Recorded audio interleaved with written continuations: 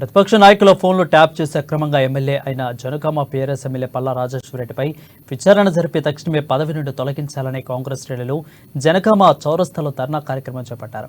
Janagama PRS municipal councillor Potla Srinu, Cheriyala బచ్చన్న పేటకు చెందిన బీఆర్ఎస్ నాయకులు వందలాదిగా కాంగ్రెస్ పార్టీలో చేరారు. వారికి జిల్లా కాంగ్రెస్ అధ్యక్షులు కొమ్మూరి ప్రతాప్ రెడ్డి కనువ కప్పి పార్టీలకు ఆహ్వానించారు. ఫోన్ ట్యాపింగ్ కోసమే తన కార్యాలయం దగ్గర పల్లా రాజేశ్వరరెడ్డి ఎన్నికలప్పుడు అద్దెకు కార్యాలయం తీసుకున్నారని ఆరోపించారు. ఎన్నికల సంఘం ఎమ్మెల్యే పల్లా రాజేశ్వరరెడ్డిపై విచారణ జరిపి తన ఎమ్మెల్యే పదవి నుండి బర్తరఫ్ చేయాలని డిమాండ్ చేశారు.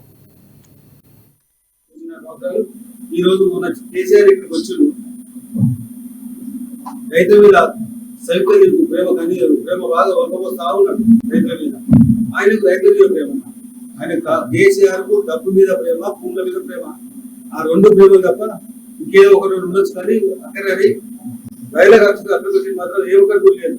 మొత్తం 9-10 సంవత్సరాలు ఉన్నటువంటి కౌన్సిలర్స్ అందరూ కూడా బీఆర్ఎస్ పార్టీకి ఒక్కరు కూడా వెళ్ళారు.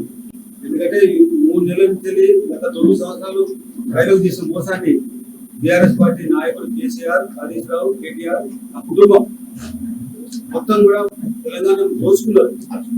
అవినీతి